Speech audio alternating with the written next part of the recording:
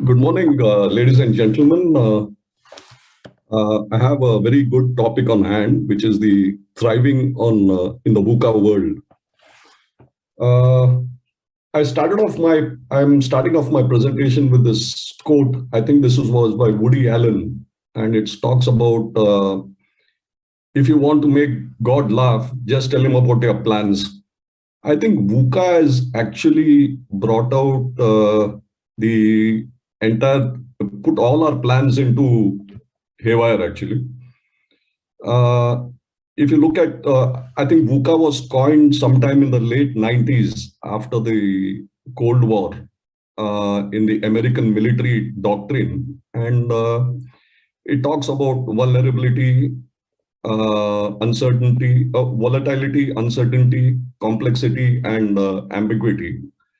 And this came out from the military doctrine in the US. Uh, Prior to that, if you look at some of the books and the management gurus like Tom Peters and others, including C.K. Prahlad, they talked about, in fact, and I think it was in 1987 when Tom Peters came out with a book called Thriving on Chaos. Okay.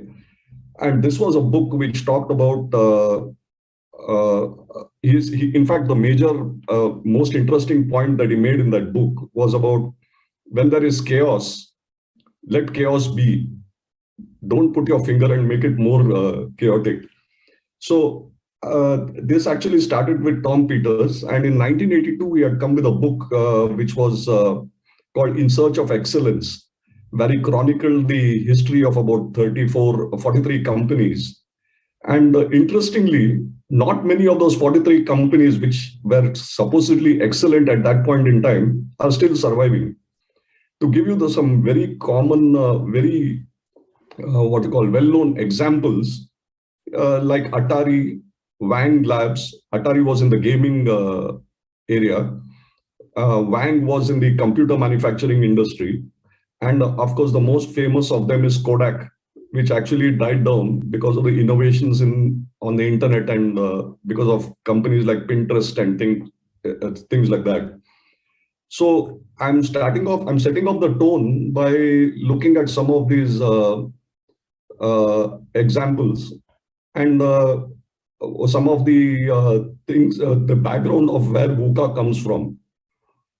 So it's basically a military doctrine. And actually, I've drawn a lot of experience and a lot of learning from another gentleman called Robert Johansson, Bob Johansson for short. He actually is a management guru in the Silicon Valley. And he actually came out with something called the VUCA Prime, which is kind of a solution set for addressing all the 4 parameters on VUCA. So if you look at each of them, for example, volatility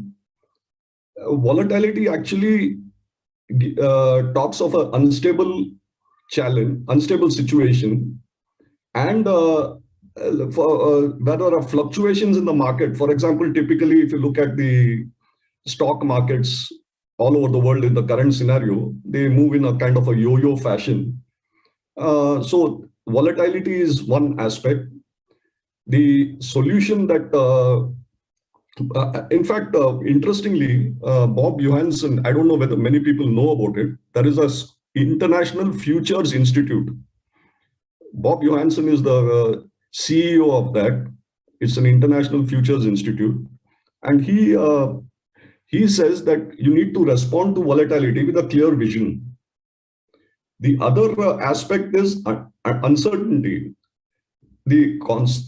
In both volatility and uncertainty, the cause and effects are the cause-effect relationships are fairly clear. It's not that you do not know the causes or neither you do not know the effect. But the point is that these are kind of the amplified because of various other factors in the environment. So, for example, in the uncertainty category, I would put competition entering into the market with a new product that's slightly uncertain because you do not know, you have to deal with multiple options rather than single initiatives. How do you address that new competitor coming into the market, whether it's going to disrupt the market, etc.? The other aspect of VUCA is complexity, where you have multiplicity of simple but interconnected systems. So generally what he suggests is that you need to build in clarity by bringing in deep specialists working together to address this aspect. And the last aspect of VUCA, which is ambiguous, is about bringing in agility. Ambiguity basically talks, you don't have any precedents. Generally, managers rely on precedents in decision making, but in an ambiguous scenario, you do not have any precedent to rely on. You have to take decisions which are fresh. In fact, you will be the pioneer in that, in taking those decisions. You do not have, for example, if you're entering into a new market or a new sector, or entering in, for example, in the IT industry, you're getting into a market where that is governed by tariffs, regulations, especially in the financial sector. You're getting into an area where the path is very ambiguous. So that is, I'm just giving you a brief insight into what VUCA and what management gurus have talked about in the to address this VUCA chaos. So what's new? I mean, VUCA has been around for quite a long time. What has changed? I think what has changed is the extent or the degree of each of these characteristics and the pace and rate of change. Pace and rate of change has changed because of the if you look at Moore's law, it talks of doubling compute power every 18 months. So if you look at all this, it has increased the pace and rate of change. To give you a small example,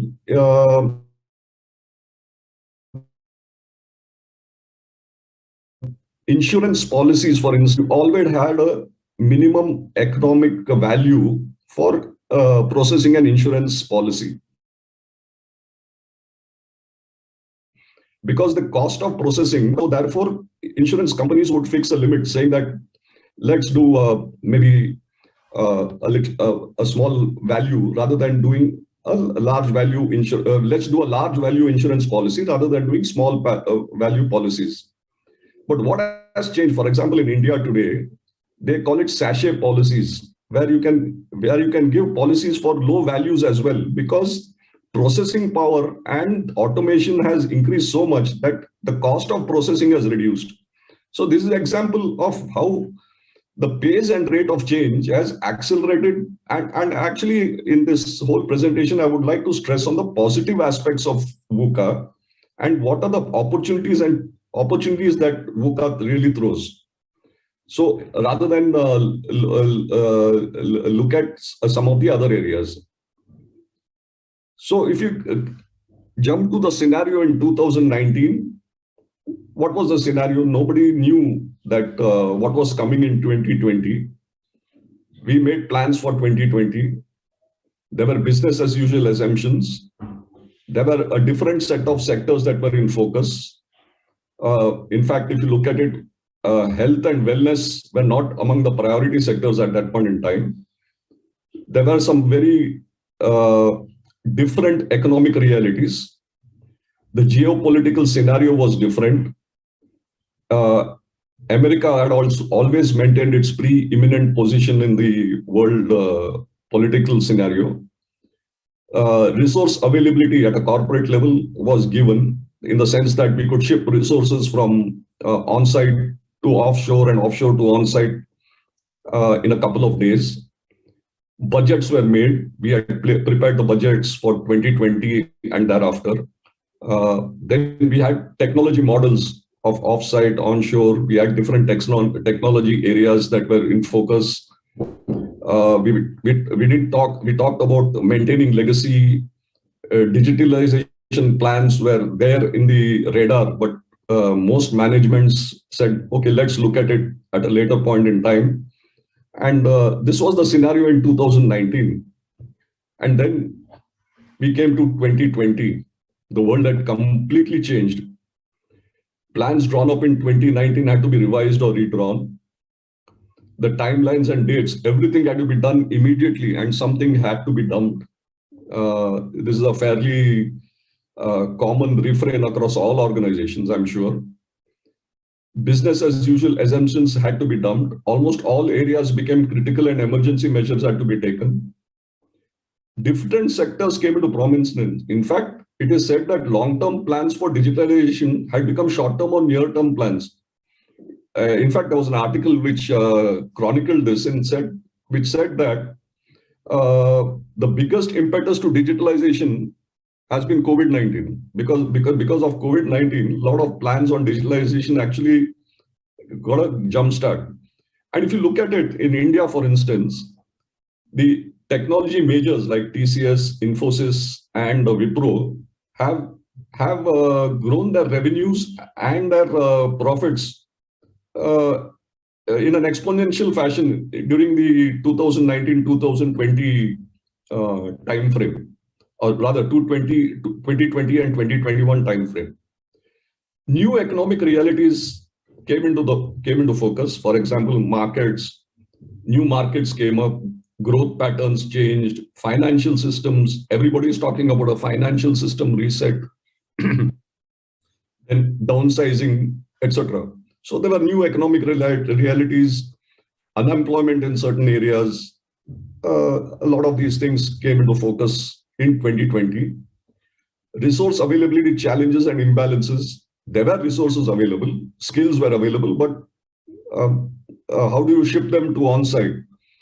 Not all work can be done from home or work from anywhere. You needed resources on-site, but then resource availability challenges came into focus. So people had to find out ways on the fly of how to make work from home a reality.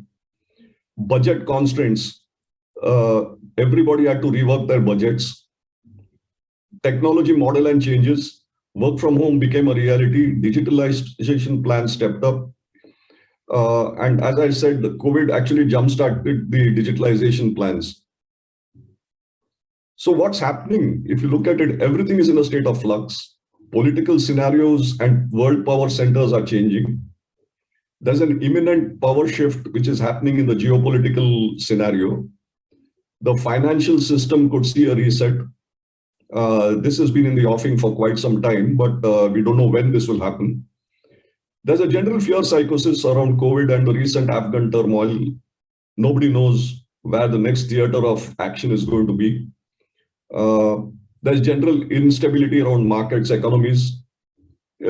Surprisingly, not everybody would have expected that the markets would tank post-COVID. But if you look at the stock markets in India and the US, they have been reaching new heights. In fact, in India, the Nifty has crossed 70,000 mark, which was a kind of a barrier all these years. And now it's crossed the 17,000 mark. Of course, it's come down a bit, but that's how it has gone against the market expectations. There's ambiguity on travel regulations. So therefore, there is a restriction in movement of people.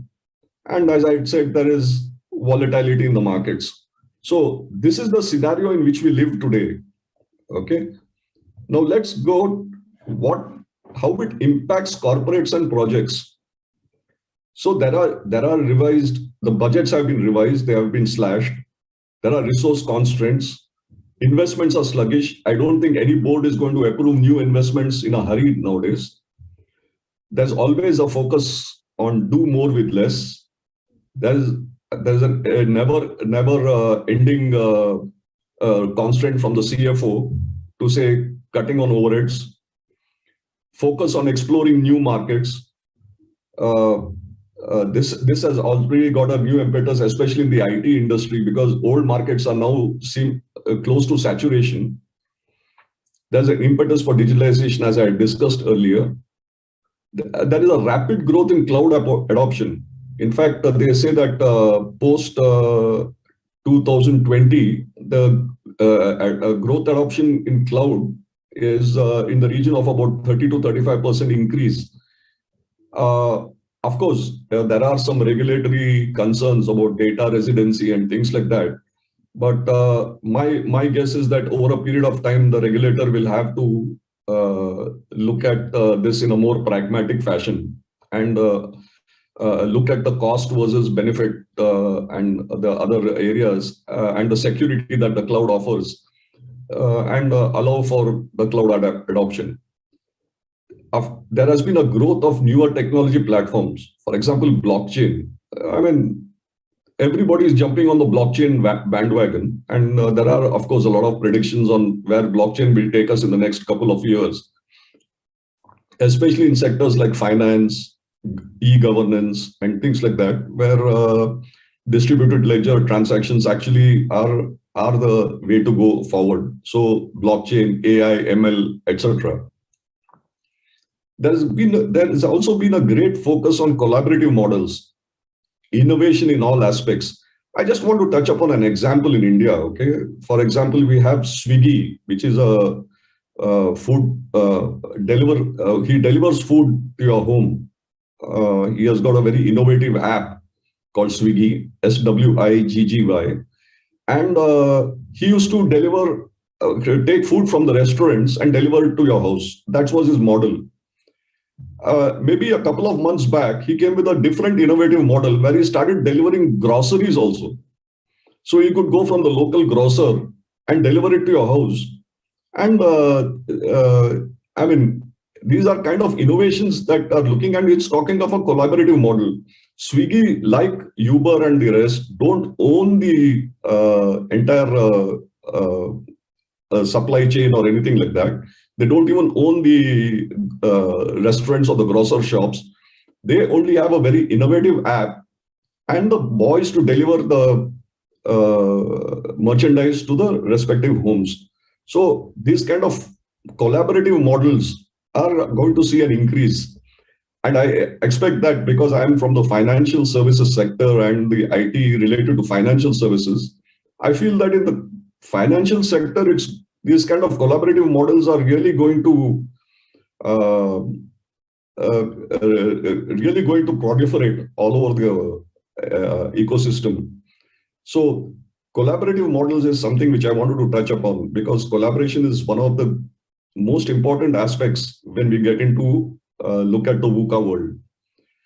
Shorter timelines, shorter planning horizons with need for frequent revisions. I don't know whether Microsoft project, which has been our what you call gold standard for planning, will it survive? Because you'll have to look at frequent revisions, our old bureaucratic way of in fact, I just wanted to touch upon this because if you look at one of the organizations that I have worked recently, we did a kind of a small study on how what kind of planning and approvals take place. We found that to get an investment approval, it would take at least minimum of 15 to 18 months. Okay, to go all through the different committees, 14 to 15 steps to get a plan approved. I mean, in the current world, I think for a digital project, any project which lasts for more than 3 to 6 months, you don't need to go ahead with a project at all because I think the competition is already up to you on that. So I think you are going to see shorter timelines, shorter planning horizons.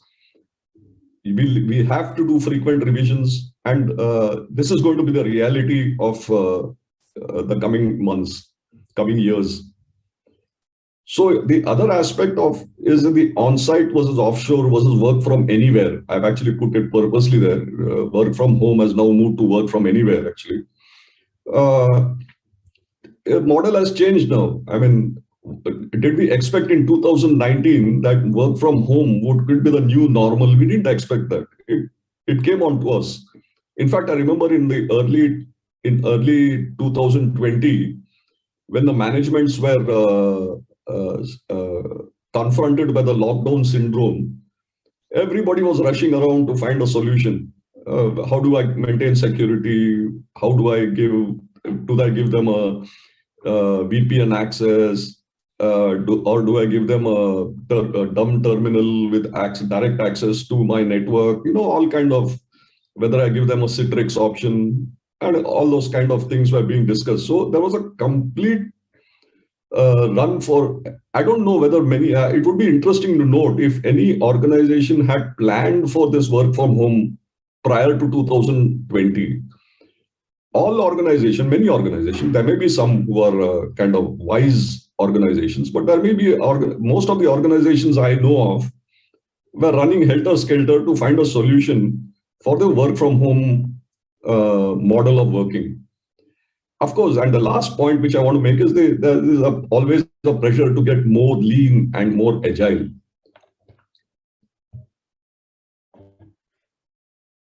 See, no discussion around this kind of thing will be complete without a practical approach to what VUCA challenges us with. So, the first practical approach which I'm talking about is the compelling causes. See, since VUCA is from the military doctrine, in the military doctrine, there's something called the commander's intent. Okay.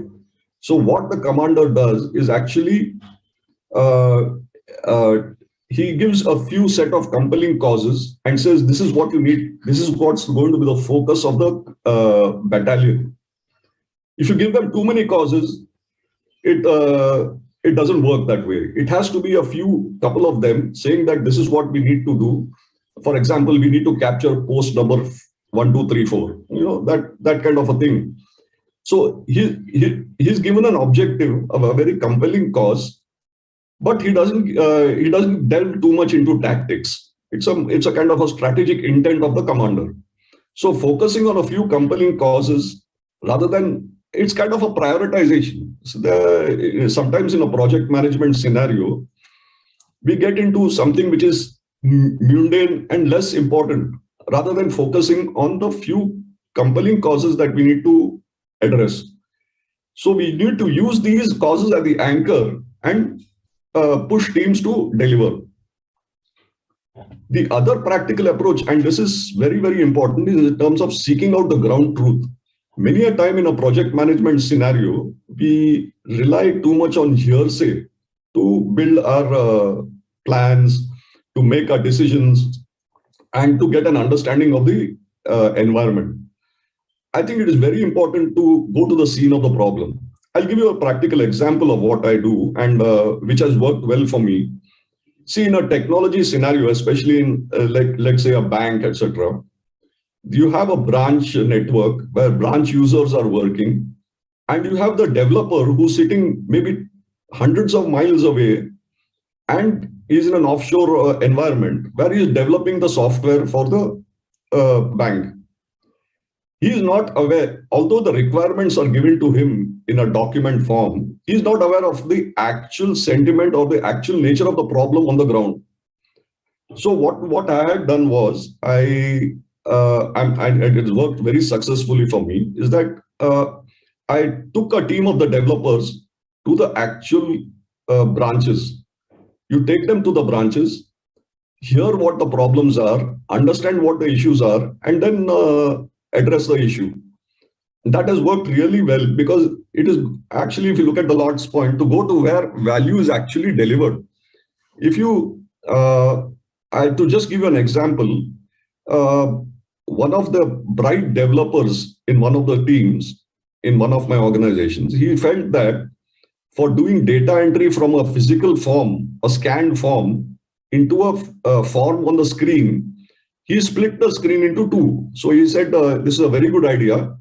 I'll split the screen into two. And therefore, he can look at the data on the left and enter it on the right side of the screen. Then we went live with that solution. And what we found very interestingly after a couple of months, when we went to the ground to find out what exactly is happening, the data entry operators were actually using Alt-Tab. They had opened the screen in one context and did an Alt-Tab and entered the data into the next form. So what we found was that actually what was more useful for them, what we thought was useful for them was not actually useful for them. They were not using it the way we intended it to. So I think it's always very, very important to go to the scene of the problem.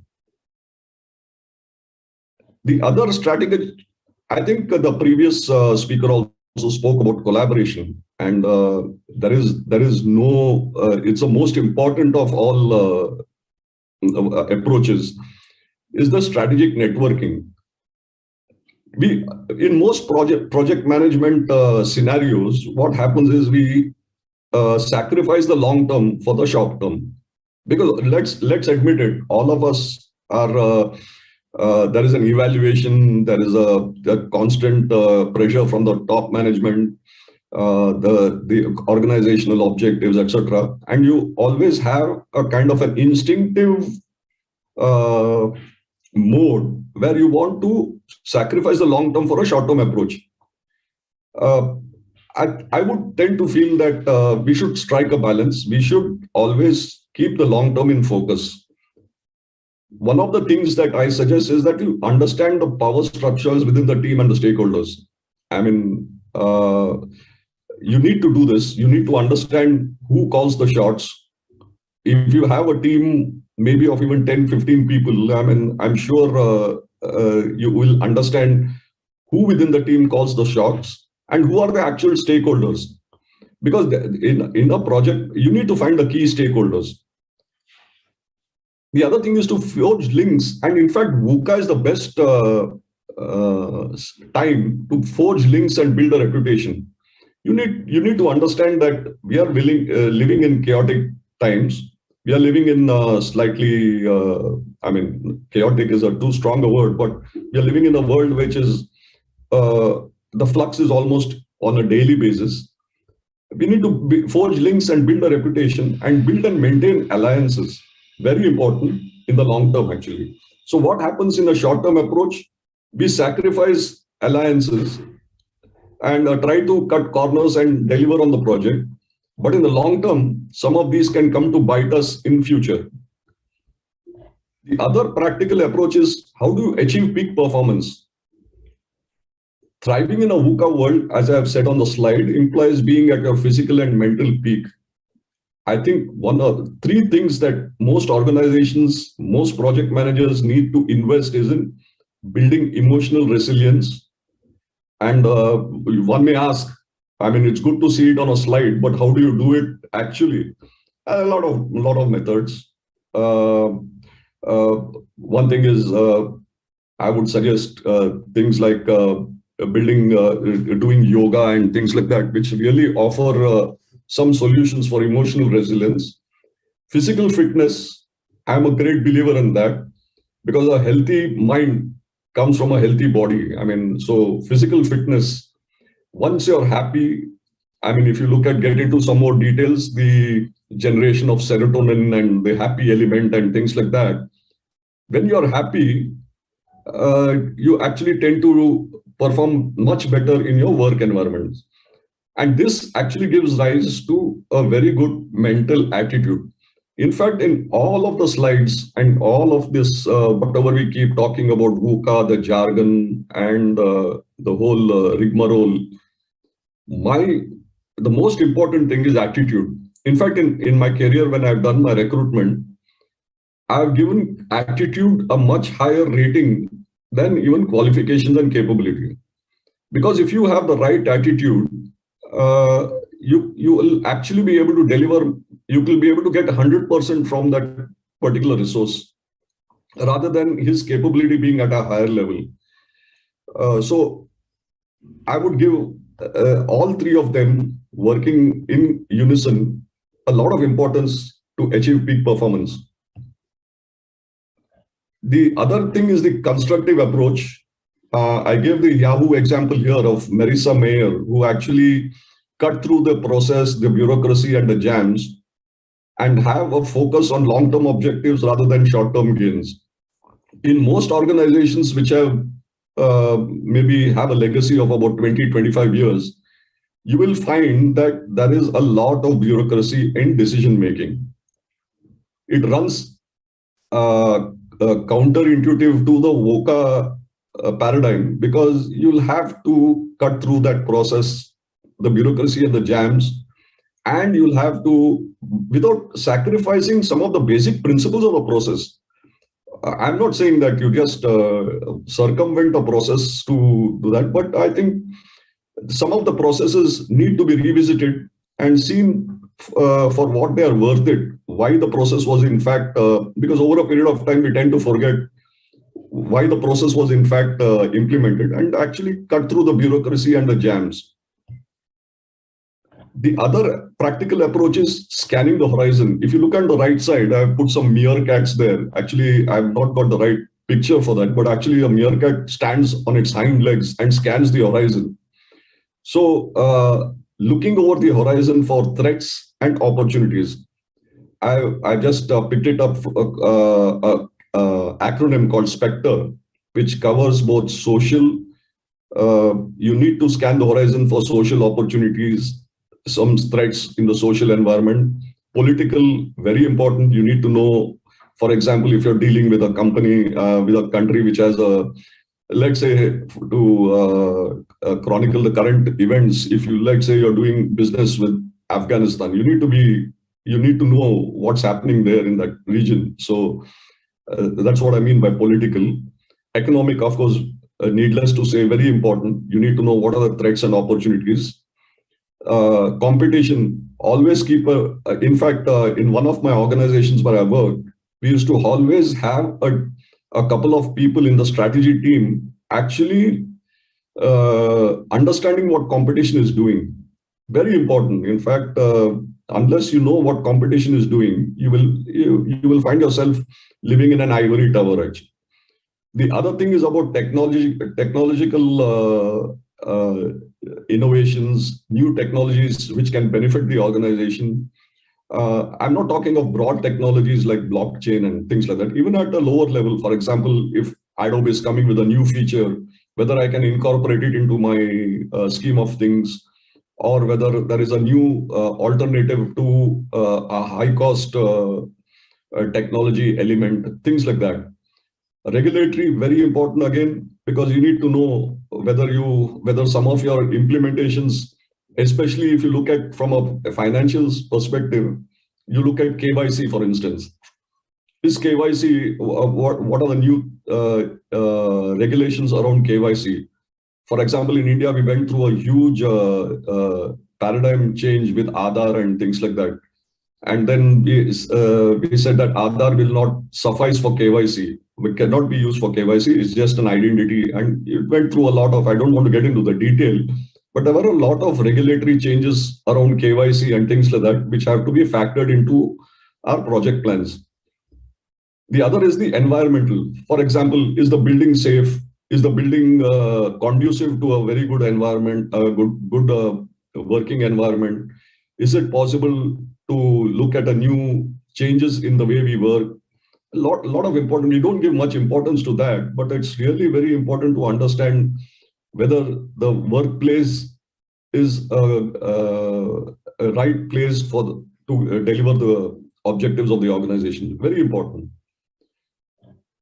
Now, the next one is on the practical approach, which is the leadership modes. I mean, needless to say, if you look at the right side of the screen, I've got our Mahatma Gandhi's image there. He's the epitome of what a leader should be. Take charge. I think that's what, you can't be a passive leader. You have to be leading from the front. And the other very important aspect, which I have used, is that a leader should not always be seen as the guy who's doing the job. You have to let the team in front of you. You have to have the larger objective in mind rather than having a very narrow objective of I. As I said, I is illness and we is wellness. So I would look at it from a larger perspective. The leader has to have the broader picture in mind and also let the team come up with ideas. Let give credit to the team rather than take credit individually. The other aspect is about exploratory mode. It's fairly self-explanatory. You need to explore and do your homework.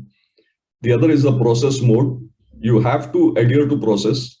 But as I said earlier, you need to know where to draw the line of being too bureaucratic and allowing some of the innovations or some of the agility to be built into the process format. The other most important thing is the problem solving mode. Generally, what happens, and I have seen in many organizations, is that people get into problem solving and allow others to do the problem solving. I know of managers who would go home and just inquire on the phone, is everything all right? That kind of stuff. But I would recommend that leaders, good managers, should be absolutely on the job, hands on, as they say, in problem solving.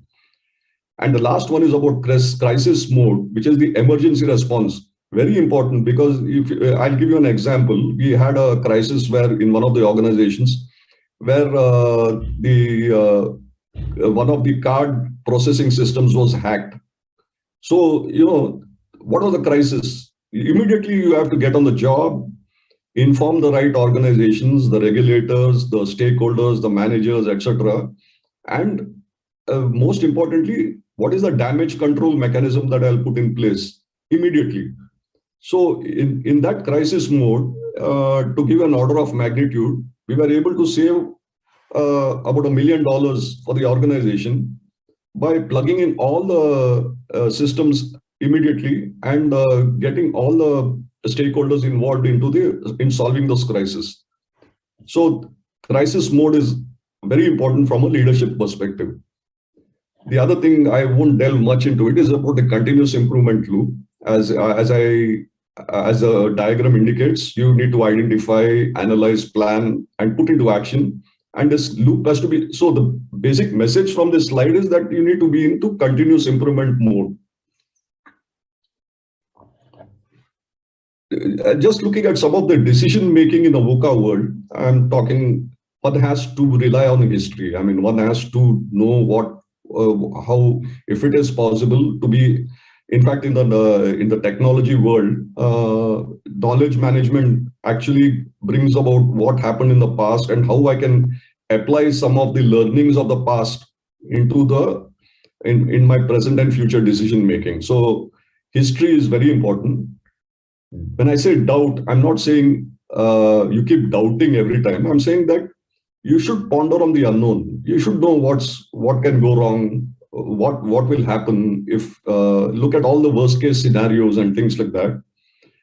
The other thing is about options. You always have you have to juggle between too many versus too few. What research has found is that if you're juggling with too many options, you end up not taking any decision at all. And one or two options is not options, because then it becomes they're not options at all. So I think you have to have at least a mix of 3 to 5 options on which to decide the best optimum way to go ahead. Argue, and I put it there because you need to question the common views. In fact, what typically happens is, if you look at managers, most of the managers tend to become autocratic over a period of time. My view is that, in fact, I've been lucky that my first boss actually told me that, look, Gautam, he said that if both of us agree on everything, then one of us is redundant. So I would say that constructive argument has to be encouraged. In fact, difference of opinion should be encouraged in any organization to bring out the best, because it's not that the parameters are many in a business environment, and you may have missed out a particular aspect. So argument is difference of opinion should be encouraged. In fact, the other one needs to do the homework. I mean, needless to say, you need to understand what you're working with. Experimentation and prototyping. I think the speaker before me also had mentioned this about doing a lot of experimenting and prototyping and testing. You need to do that, especially in a software delivery kind of an environment. Prototyping and testing are very, very important before we go launch any new product. Failure, I called it the pre-mortem exercise. What I'm saying is that you need to look at scenarios in what we fail. In fact, as the speaker earlier talked about also, he talked about failure being a very good learning exercise. If failure gives you a lot of lessons. In fact, what typically happens even in our personal lives, we'll try to emulate the most successful man. We try to say that, okay, I want to be like whatever, Kobe Bryant or whatever that. whatever that sports you may have favor with. But then actually you should look at the number of Kobe brands that have fallen by the wayside before reaching that pinnacle of success. I think a lot of lessons to be learned even from failures. It's always good to encourage outsiders. In fact, in a management team, I used to follow the principle of having business come in and sit in IT meetings and offer suggestions on a particular area. So definitely those fresh ideas, a fresh look from outside offers a great. Am I doing good on time, Ansar? We are currently at 1 minute to the top of the hour. Okay. So we have one question from the audience, but please finish and then we can just take that one. So I think I'll skip the other thing which I wanted to bring, and this is my favorite slide, is about we need to introspect and contemplate. There are some insights from the lockdowns. It says that when you cannot go out, the place to go is in. So what it means is that you need to introspect and contemplate. The other thing is about shared reality. We live in a world which is a shared reality. It's not my reality, it's a shared reality. And the last thing which I've always talked about is I versus we, larger good versus self-centered approach. And I want to leave the audience with a thought that I think the world is changing in a different way. And this is from a more spiritual perspective, is that we are moving from a matter model to a consciousness model. I think I want to leave the audience with that thought and see where it takes them. And I just wanted to touch maybe a brief 10 seconds on the case study, which is the introduction of the goods and services tax in India. The scenario was absolutely representative of a VUCA environment. We had lack of systems, unstable GST. We have 31 states in India, and each of them had a multiple parameters on which you had to compute taxes. Added to that, everything was dependent on the PIN code, and we didn't have a very stable PIN code database in India. So you had one town having multiple PIN codes, you have multiple towns having a single PIN code, and all kinds of complications we had. But we were able to get around that. And one of the key takeaways from this slide is that we divided the work into small elements and work teams and detailed work plans and coordinated work units. So that's my presentation. That was great. So from what I can recap actually from your meeting that I will take with me is that this new paradigm is here to stay and it is coming. And if we don't adapt, we will not be able to succeed, right? Absolutely. And also that whatever we think that we have implemented, we have to see practically, is this happening or not? Maybe when it is happening better. They change it, people doing it, changing it. Project managers, architects can come up with super great ideas, but once it is being implemented, does not mean that this is the best fit solution, right? Absolutely. And in fact, I'll touch upon this slightly more in the sense that past experience, in fact, may not serve you in the future at all, because everything is happening fresh. So you cannot say that I cannot say, for instance, I have 39 years experience, so I'll be able to deliver on a particular thing, because everything is new. Everything is fresh. Yeah. So I think a constant learning, a willingness to listen, these are some of the main key elements of how we can thrive in the VUCA world. Great. And then we have a question from the audience. Yep. Do you also agree that thriving in the VUCA environment is equal to survival of the fastest now, not the fittest? Yes and a no, because you have to be fit as well. It's like if I take it's not just about fast, because like for example, we say fail fast, fail cheap. Okay, that's been a kind of a cliched phrase. But you can end up losing a lot of, look at it from a practical perspective, rather than just English in that, is that you can tend to lose a lot of money on that. Because if you just say, I'll be fast off the blocks and without being fit, for example, I'll give you a practical example. You want to implement a product, okay, which you feel, and you want to implement it fast. But you say, you don't have the resources, because you need resources to, you don't have the right resources, you don't have the right background, you don't have the right, what you call, inputs into doing that project. You might fail.